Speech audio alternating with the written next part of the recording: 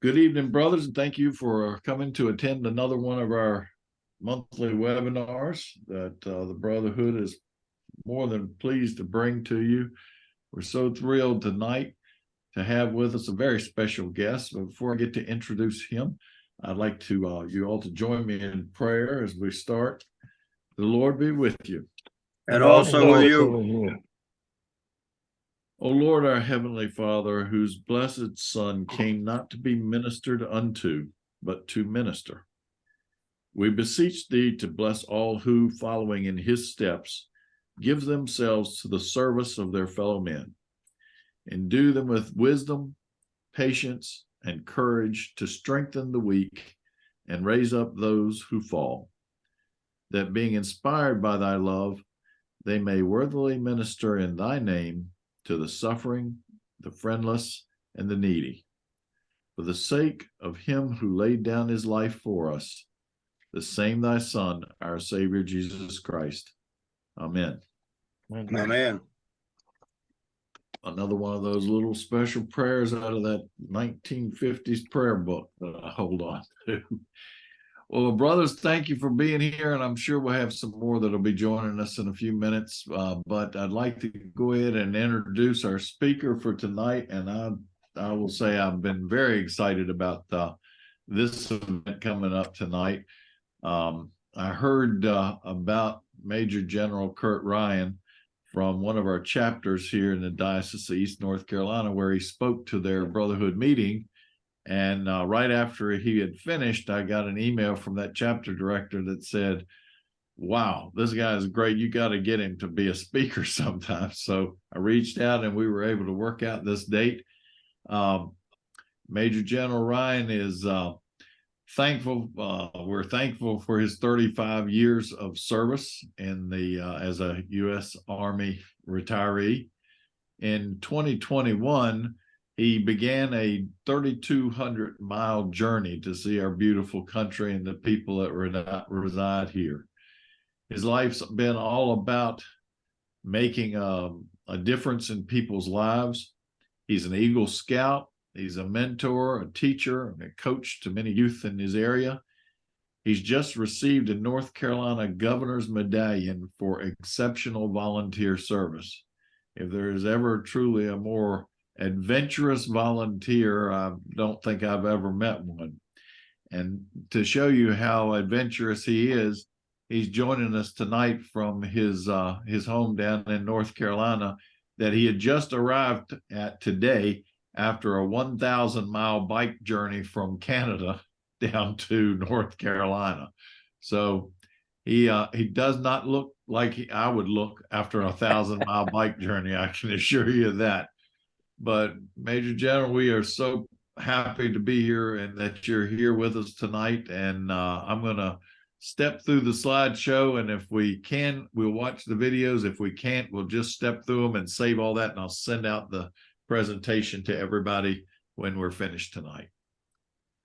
It sounds great. Well, thanks, Conrad, and thanks to all the members of the Brotherhood and showing interest in this presentation.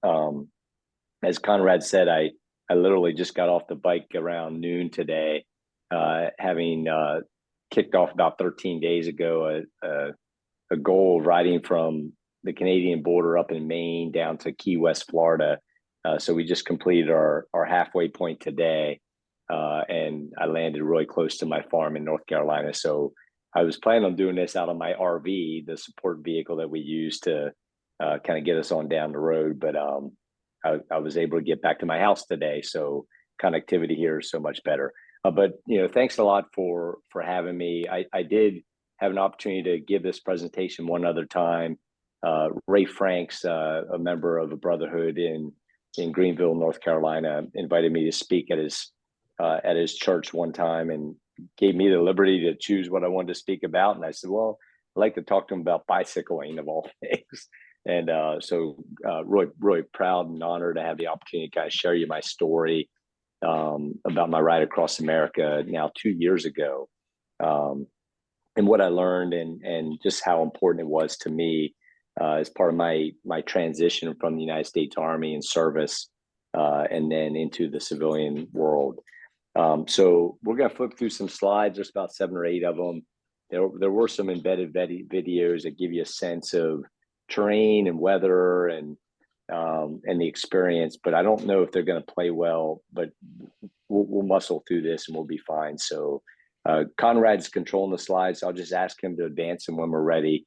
We'll talk a bit on each one of them, but I really want to save the time for questions you may have about me and my experience on this journey across America. So Conrad, if we could go to the next slide and see if the embedded video will play. See if that will launch for us. And let me go to the presentation mode there.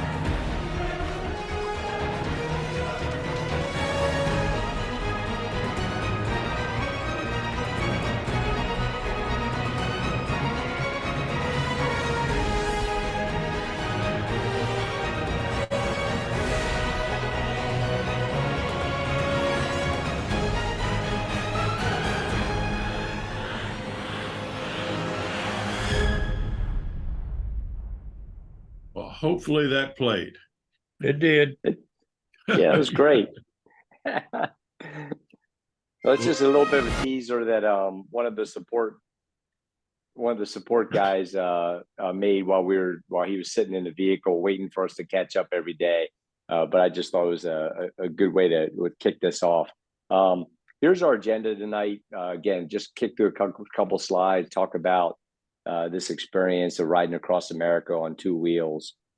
I feel sometimes like I'm at a show and tell in 3rd grade and telling you about my vacation, but hopefully it's a good story for you.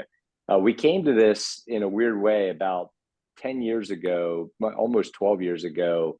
A couple Army buddies and we had just finished a run to marathon up at Lake Placid, New York, and back then we were all runners. We were still in pretty good shape, and I had made a comment on the way home from the marathon to these couple of non-commissioned officers. I said, "Hey, when we all retire from the Army, let's get on bicycles and ride across the United States." And of course, they're all like, "Yeah, let's do it.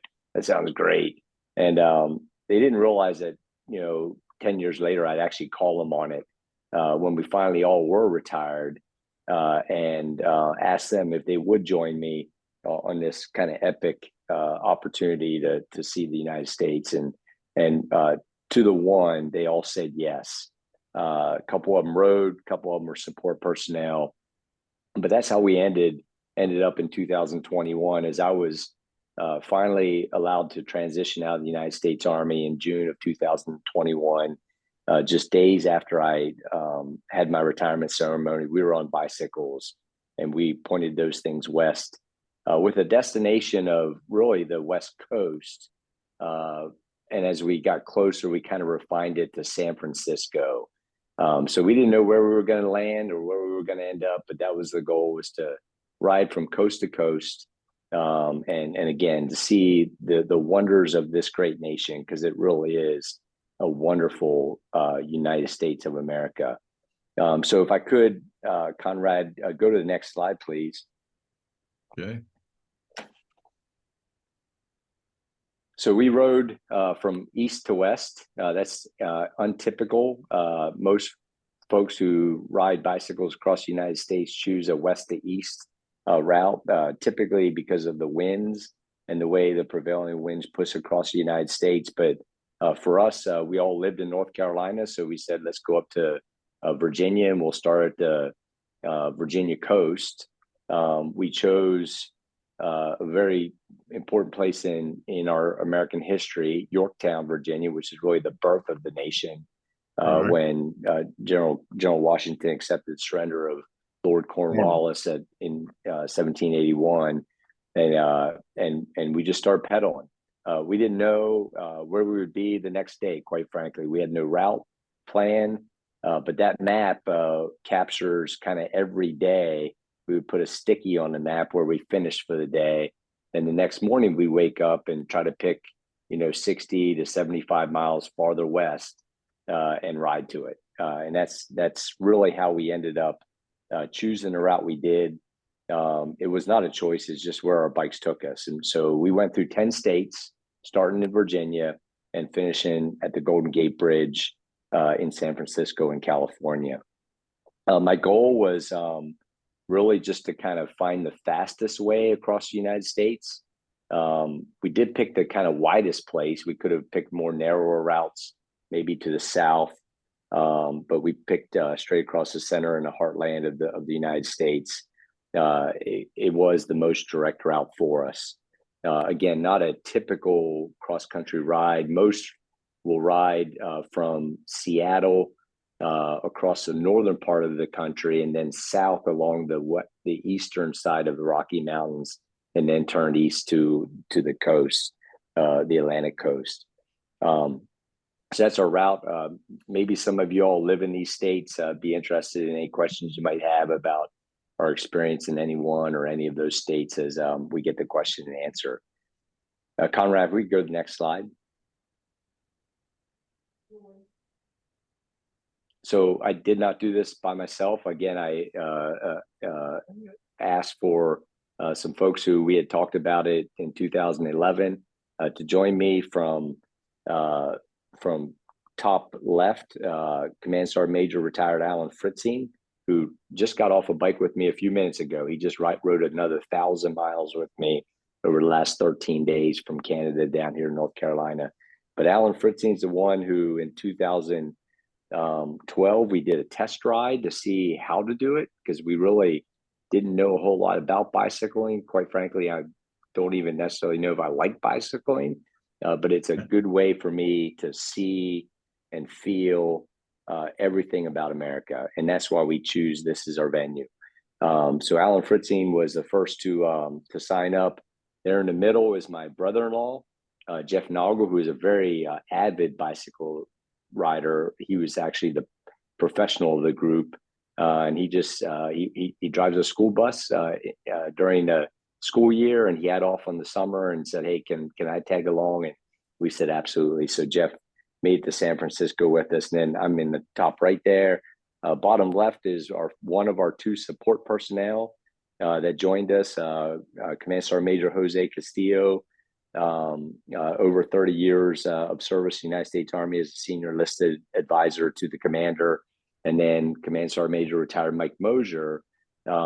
Mike got us from East Coast to Colorado and then had to fly home. He too worked for a school and had to get back for the school season. And then we flew in Jose Castillo there on the bottom left, and he got us from Colorado to San Francisco. So they drove back then we had a camper.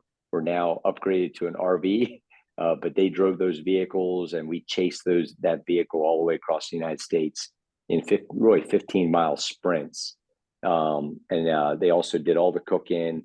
We joked that they massaged our feet every night and just really took good care of us on a trip. So we could just focus on one thing, which was pedaling a bicycle. We did it with no gear attached to our bikes. We only carried a water bottle, wore a helmet, and carried a water bottle. And every 15 miles, they were there to refresh our water, put some food in us, pick a better road to traverse for the next 15, and then off we go. Conrad, if we could advance the slide, please. If you're not familiar with the military, a Command Sergeant Major is the highest ranking enlisted soldier in the United States Army. So Command Sergeant's Major, or E9 is the pay grade. There is no advancement after that rank. So three of these gentlemen were our most senior non-commissioned officers in the United States Army. They've hit the pinnacle of their Army careers, and and led formations that with thousands and tens of thousands of soldiers entrusted to their care. We did establish 4 rules at the start of the ride. These are the 4 rules, and I'd be glad to take any questions you may have on them. First, we would not eat at any chain restaurant. We found that mom and pop restaurants were really where you met the people. You got a sense for the community. You broke bread with those that lived in that community. And from a military perspective, those individuals provide us some of the best human intelligence and physical terrain intelligence that you could gather. If you just asked, hey, are there any bridges out ahead of us? They would tell you because they knew. And then we could, make choices about routes, or, where's a good place to stay, or what would you recommend we see when we're not riding our bicycles? And they would just give us incredible insight to the local area.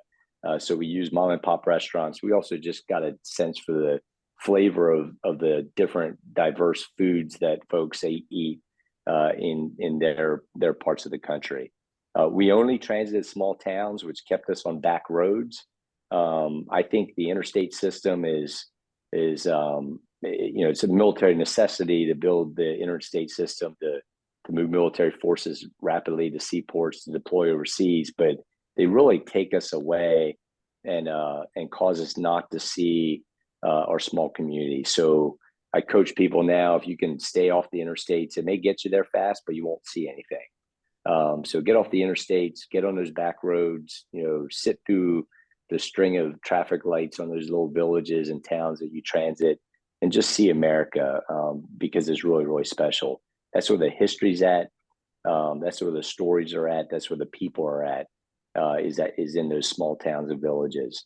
Now, we did not ride on Sunday. It was our kind of golden rule of keeping the Sabbath holy. So we also needed a day to rest to allow our bodies to recover, because we were riding about 300 to 350 miles a week on Monday through Saturday. But it also allowed us to kind of reset, to do our laundry, to explore and see some of the great wonders of the United States, some of the national parks, state parks, etc. But we commit ourselves to practicing our faith at a different type of denominational service every Sunday. So whatever town we landed in on Saturday when we got done riding, and we never knew even Saturday morning where we would finish Saturday afternoon, but we would reach out and explore 4 or 5 6 churches that may be in town, and just try a different faith denomination or faith service for every one of our services. So really, really special to see how other folks worship our God and commune with them. And then we watched no TV, and we frankly didn't read any news. I was still in the Army when I did this. I was on terminal leave, so I had some email coming in, but it slowed down every day. I got a little bit less until finally it stopped. And I said, now I know I can leave the United States Army at peace. So having watched no TV, kind of put the noise and the clutter, the world is on fire and it's burning down. We put that behind us and just enjoyed the incredible beauty of the United States. The only thing we watched every day, it just happened to be during the time of the year that we were riding, is we watched the Tour de France, because we're bicyclists. So we had to, get the clip of the Tour de France every afternoon when we got off the bikes, as we were doing recovery and cleaning our bikes and taking some naps and eating some good food. And then we always tried to spend the afternoon. Typically we were off the bikes by 11 o'clock, and then we spent the afternoon kicking through the area, visiting a local history museum or something special, unique to that area. There's an example, the Maj Japanese internment camp in Colorado. I think we found 3 of those on our journey across America. I think they built 7 of them to intern United States Japanese citizens during the Second World War. Ironically, our path took us along the route of 3 of those, and just learned so much about that period of our history during the Second World War. Conrad, if we can advance one slide, please. The weather, we did ride in the summer, so June and July. Obviously, the winds were not the factor that everyone said they would be by riding east to west. Winds kind of go everywhere, and they're very local. But we didn't really have any wind problems. We actually enjoyed some good tailwinds in some states, and we fought through some headwinds in other states. But really what got us was the heat. I didn't realize that some of the states that we were going to ride through in July were as brutally hot as they were. And, Kansas is not a cool state in the summertime. Colorado was comfortable at the altitudes, but even at the high plains, when we got into Utah and Nevada, it was brutally hot. And we had to adjust how we rode and when we rode. So we started riding before the sunlight, typically 4:30, 5 o'clock in the morning. We were on our bikes in those remote states where there really was no traffic. And we tried to get as many miles down before the heat of the day, which normally came around 10 o'clock. Had a little bit of rain. There's a picture of the rain in Kansas. We rode 9 days to get across Kansas. It took 9 days to get across that state. And it rained on us every day. It was the only state that we really had substantial amounts of rain. And I don't know why, but that was just our rainy state, was Kansas.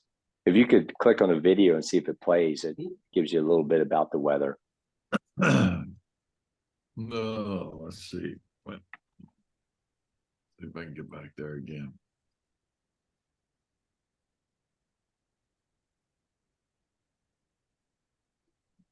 Go up the slide. No, it's still not progressing. So that's fine. We'll just we'll stay on this one at Monarch Pass. Okay. So back to weather. One day I just pushed off out of Grand Junction, Colorado, and we crossed the Utah border on a road called 50 or 6, and the road literally just ran out. I mean, it turned into dirt, and we had to find another way across Utah. But at 11 o'clock, it was 117 degrees, and we realized that we got to change how we ride because we weren't going to be able to endure those types of temperatures on bicycles. So Monarch Pass was the highest elevation that we traversed. It sits in the south central part of Colorado. That's where we went over the Continental Divide. We learned that the Continental Divide, any water that's on the west side of the Continental Divide flows to the Pacific and to the Gulf of Mexico, and anything that on the east side of the Continental Divide flows to Gulf of Mexico or to the Atlantic, typically through the Mississippi. So watersheds flow east and west along the Continental Divide. But Monarch Pass is where we decided to go over the hump. Quite frankly, if there was a time where I spent most praying was how I was gonna make it over this mountain pass, because I didn't know, 56 or 57 years old, if I really had the physical ability, to pedal at those altitudes, at those grades, on those lengths of climbs. And the picture of the little green mountain is actually the computer capture of the climb that day. It's the only day that we didn't ride 60 miles. We rode 38. I think we rode 28 miles that day, because 18 of them were a continuous climb to the top of 11,312 feet. I did not sleep the night before. I really didn't know. We had been pedaling at about 8,000 feet consistently for a couple of days. And my body was responding okay to those altitudes, but I didn't know what it was going to do when I got to 9, 10, 11,000 feet in altitude. And surprisingly, there was no effect. I was able to make that climb. We had an 18-mile ascent from where we had stopped the day before to the top. And I think it took us about 2 hours to climb that 18 miles, over 4,000 additional feet and climb. And then we did a quick 10-mile race down on the backside where we exceeded speeds of 48 miles an hour. on our bicycles. Didn't turn a pedal stroke for 10 miles, just, cruise at a very fast pace down those switchbacks until we just decided to stop for the day. But this was the one place that I was concerned about. When I got to the top of that mountain, I cried like a baby because, again, my body didn't know if my body physically or my mind mentally would be able to endure the climb. But it was the highlight of my ride for sure. If you can click on the video, it might give you a play. That one. Yeah. See if it will. That's okay. It's just me breathing really hard as I try to get over that mountain. All right. We'll go to the next slide. This is like second to last slide, but this is my favorite slide of the slide deck because this is the statistics. And as an Army guy, as a senior officer in the Army, I just love the facts. And these are the facts. We captured it all. We maintained pretty intricate matrices of data. Our bodies and our bikes are all censored with collective devices that capture this information, and then we kind of summed it all up and threw it up there. But if any of those are of interest to you, I'd be glad to answer any questions. I highlight 4 of them on there. I'll have to look at my notes here, but first one, we rode for 49 days. It took 49 days of pedaling at about 62 miles a day on average to get across the United States. And then we threw in 6 days of rest for a total of 55 days. So if you ever aspire to ride across the United States and you want to do it in less than 2 months, then 62 miles a day is about what you got to do. Also, we climbed over 23 miles in elevation. If you think straight up 23 miles, that's the equivalent to 4.2 Mount Everest to get across the United States. The United States is hilly. Colorado is hilly, but it wasn't Colorado that really caused us to struggle in the mountains.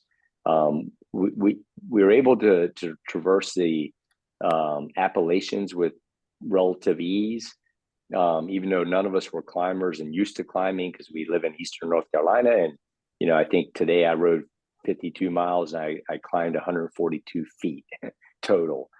We were climbing 4,000 to 6,000 feet on some of these days. But the Appalachians were a relative steep speed bump. Colorado was challenging because of the elevation, but the grades of the mountains were very doable. They're less than 6% grade. And then we had the Sierra Nevadas, which were, almost 10,000 feet in elevation to get up out of Nevada and into California as we climbed that final mountain range. But the mountain range that got us, and people don't even realize that this mountain range may exist, but it's called the Middle Range, and it's particularly prominent in Missouri, which we happen to transit. So Missouri, of all states, was the hardest state that we rode through. The grade of the hills, even though they may not exceed 3,000 or 4,000 feet, typically 2,500, 3,000 feet in elevation, the grades were sometimes 10, 12, and even 14% grade.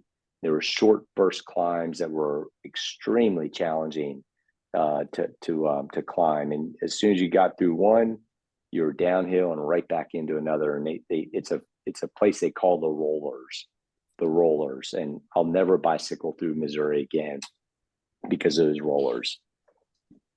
And then we'll advance one more slide. I don't think this video is going to play. This is just a video. I think I'm in Utah. I'm trying to describe the vastness and the sparseness of this part of the United States. We went over, we actually had to go down and ride on the interstate. And, everywhere I've ever been, you're not allowed to ride bicycle on an interstate. So I called the state police when my road turned into dirt. And I called the Utah State Police and said, hey, how do I get across Utah, and they said, you got to take I-70. And I said, well, I'm on a bicycle. And they said, no, you can take I-70. I said, I can ride my bicycle on the interstate. They said, yes. And we did. And there were stretches of I-70 interstate where we wouldn't see a car for an hour coming either direction. It was that sparse. And they built that road. It's, we referred to it as a road to nowhere. It really did kind of go nowhere. But there was a 211-mile stretch where there was not a single service on that stretch of road.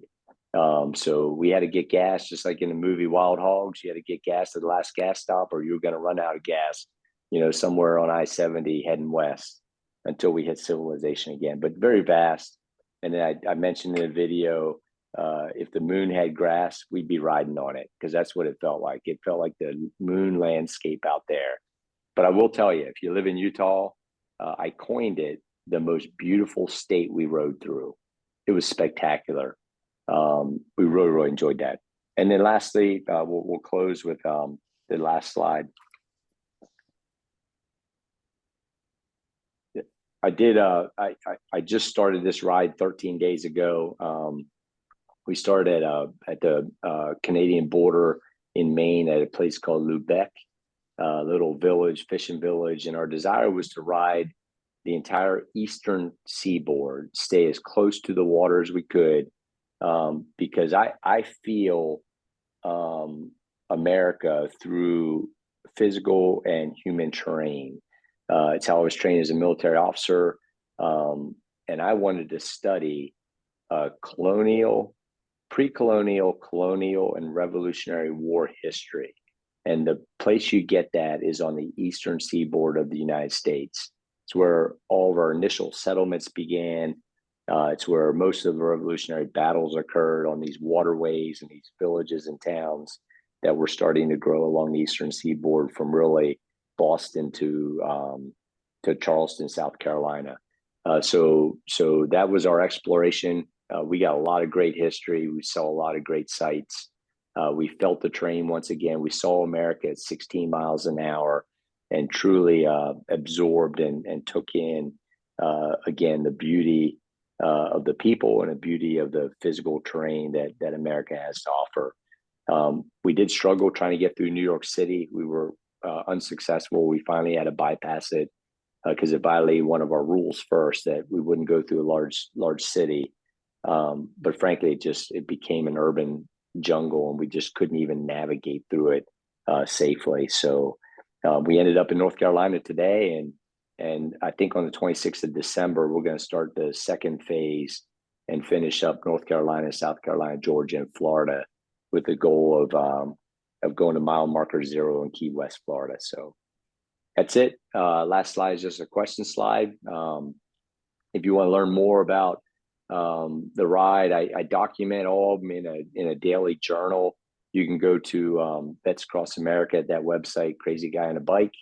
I also have one out called Vets Across America 2.0, which is the documentation of the ride that we started 13 days ago. And I always throw a little bit of history in there, a little bit of trivia, a little bit about the people that we meet, and then throw some good pictures in just for enjoyment. So with that, I'll gladly take any questions you may have about this experience. Yeah. Several of the towns, or when y'all would come in on Saturday nights, you were trying to you pick different denominations or churches to go through. What were some of the things you learned maybe in that experience that you didn't or weren't aware of before? We were able to do most of the Christian faith denominations, so Baptist, Episcopalian, Catholic, Lutheran, Methodist. We wanted to, experience. We were able to experience a Jewish synagogue, worship there on a Saturday. We're unable to find a mosque to experience the Muslim faith. But each of them were different. Obviously we all worship the same God. We just do it in different ways. We have different. It's just different, but it's the same God. I was, surprised. I think we went to a church in Utah. I think probably 10 of the members of the church were carrying guns exposed on their hips. And that kind of surprised me. It's like, I guess that's what you do in Utah.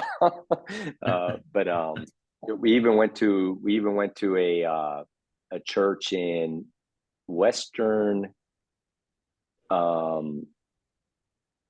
Iowa, Eastern Colorado. I think the place was called it might have been called Durango, El Dorado. It was El Dorado, and I was surprised with how many churches in that area were of Spanish ethnicity.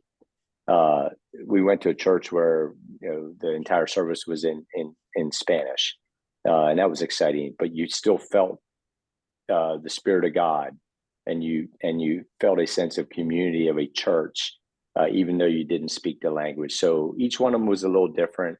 Some of them were very traditional. Most of I think we went to 2 Catholic churches because one of the riders was Catholic.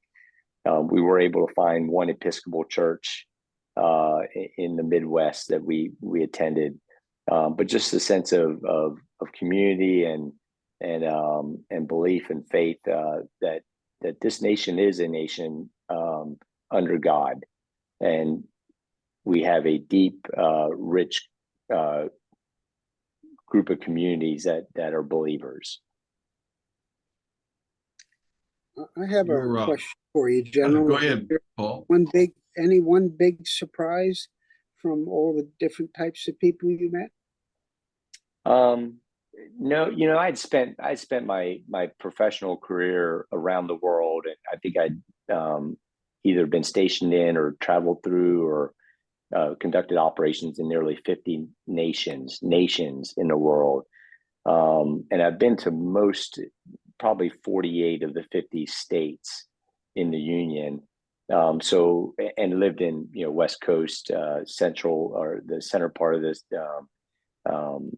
country in Illinois and almost every fort up and down the Eastern Coast. So I have a really good sense of the American people and who they are by geography.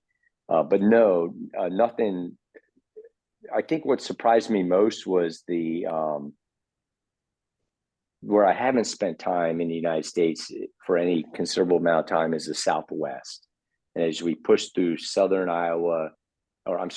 Kansas, we didn't go through Iowa, southern Kansas and southern Colorado. And as we worked our way to San Francisco, just the influence of the Spanish communities, the Mexican influence in that area, in names of towns, and density of population of Spanish-speaking Americans or immigrants in those areas was a bit of a surprise to me, again, because I'd never experienced living in Texas, being stationed in Texas, or on the West Coast south of Seattle. So that was a bit of a surprise to me. I also was intrigued with, because we got to kind of follow the expansion of the United States through time, and having grown up in Pennsylvania in a very old community established in the early 1700s, with a lot of history and a lot of old historical structures.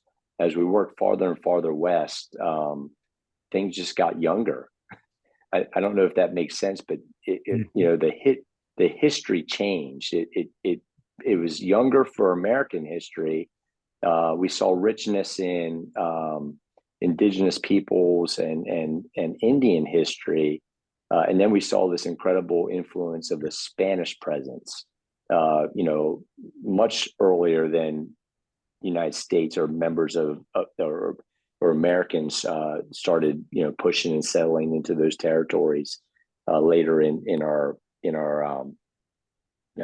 nation's history. So it was kind of neat to see that unfold as we pedaled.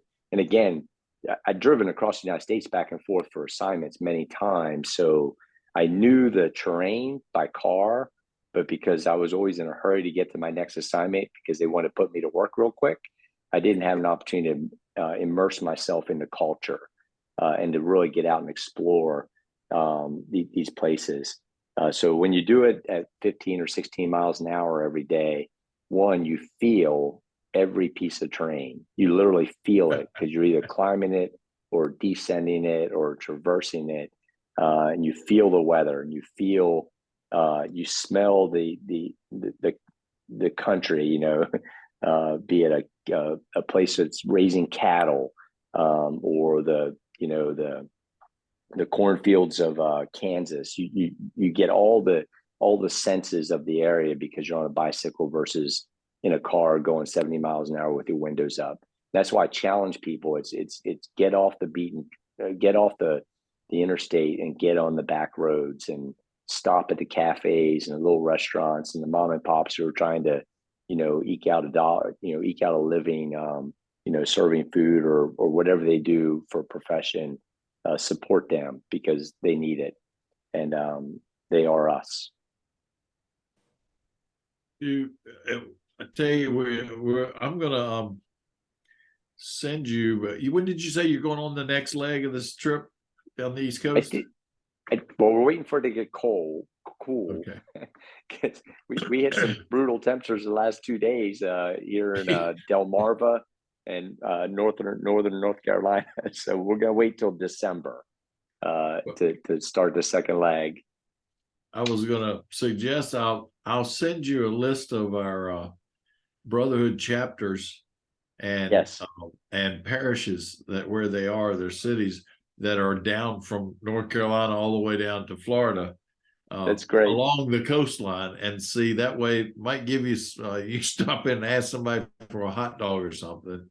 Well, Conrad, it's funny you say that. We were told, hey, Walmarts and Home Depots and all those, pull in for the night. They were quite frankly unfriendly to us.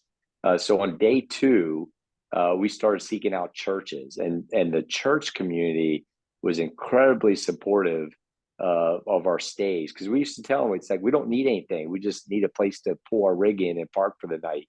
And if it wasn't Saturday night or Sunday morning, they're pretty empty, right? Those parking lots, maybe Wednesday night for a faith service or something.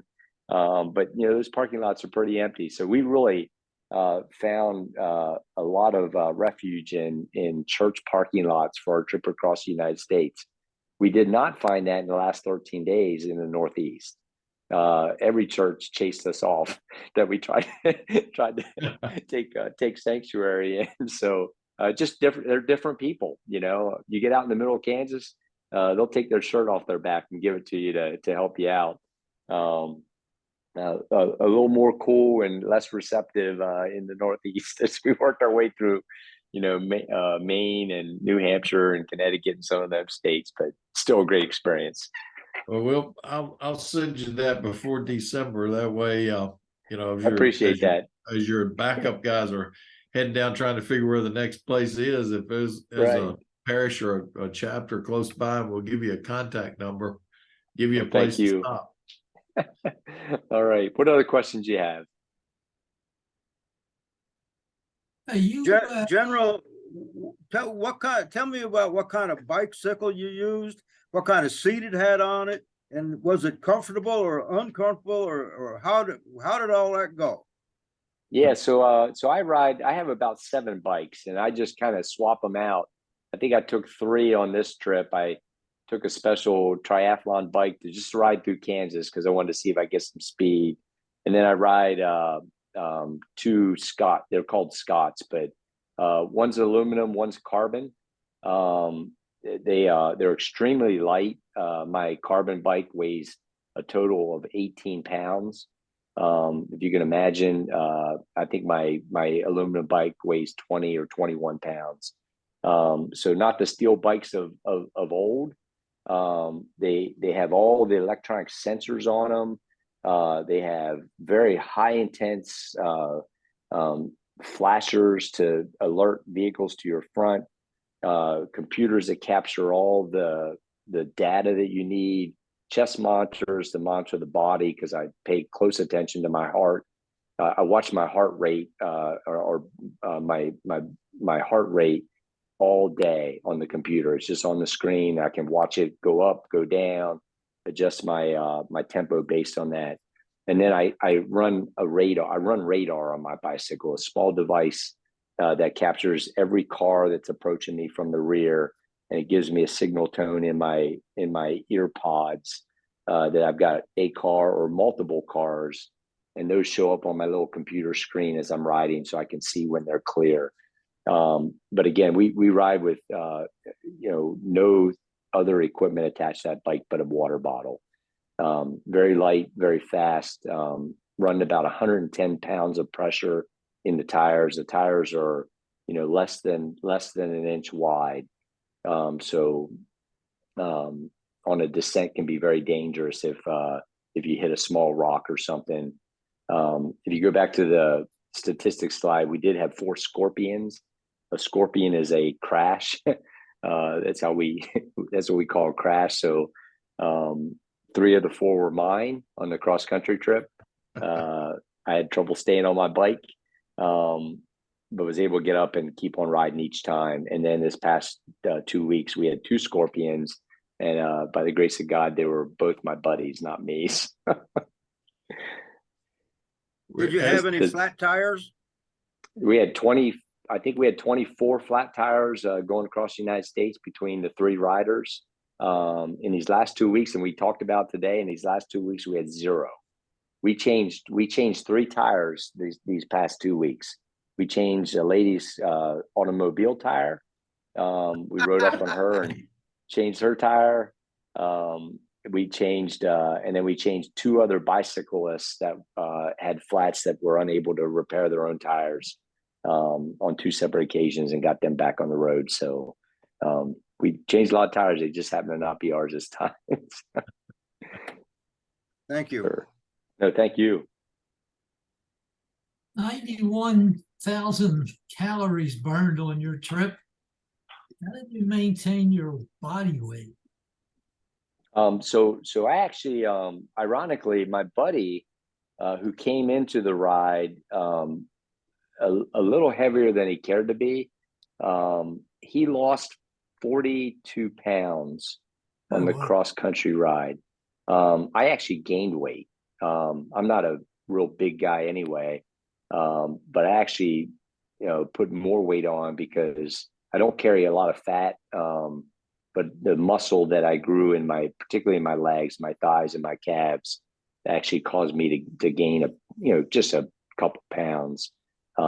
So I converted fat to muscle over the course of that ride. But my buddy lost 42 pounds.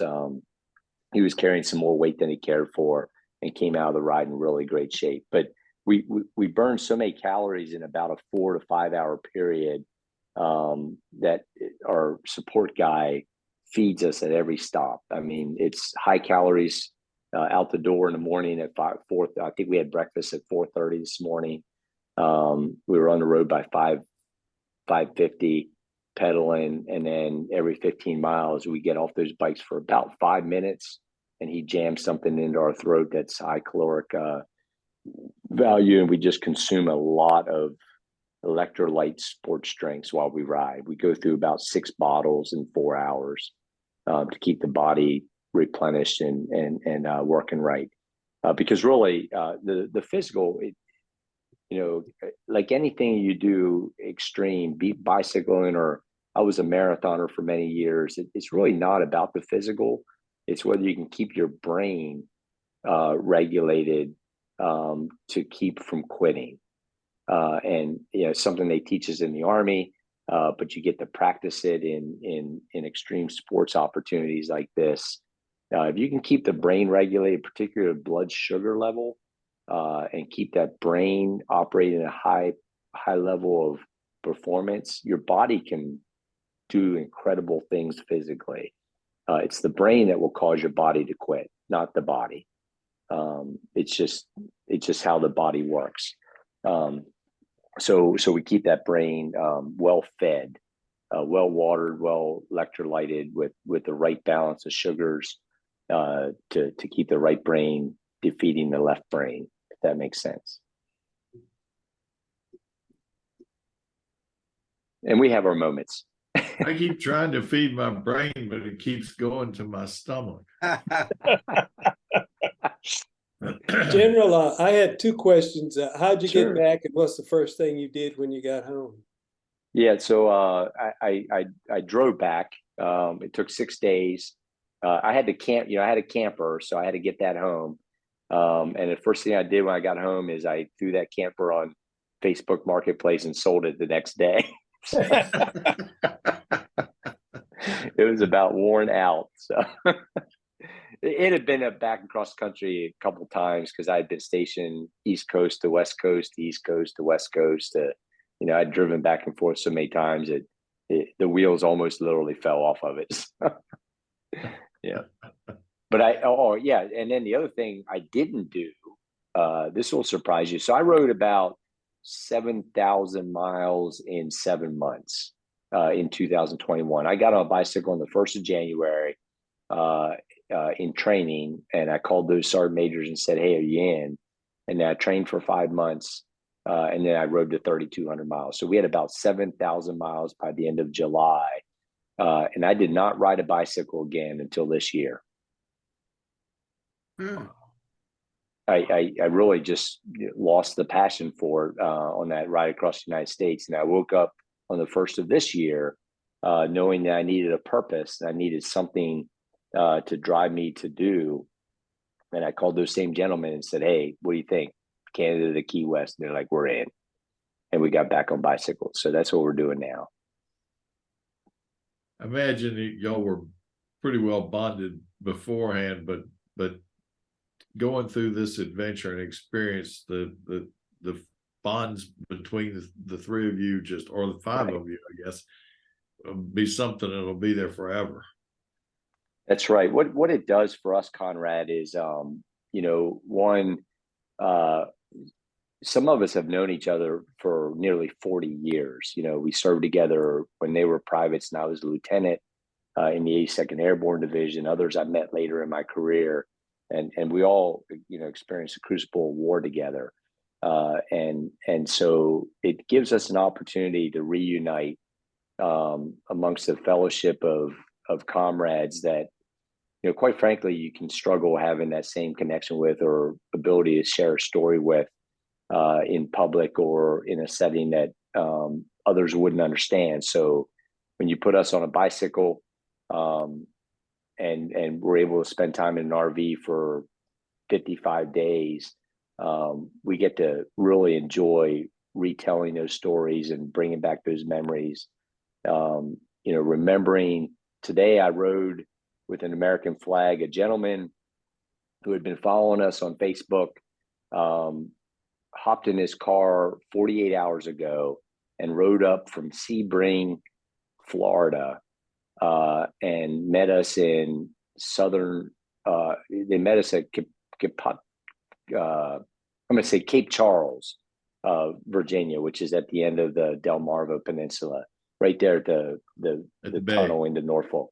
Yeah. So he drove up from Sebring, Florida, met us last night after we got off the bicycles, and he broke open an American flag that a bunch of veterans had signed, had been to Afghanistan and Iraq 4 times back and forth to be flown, had been laid on the table that the Constitution of the United States had been signed on in Philadelphia.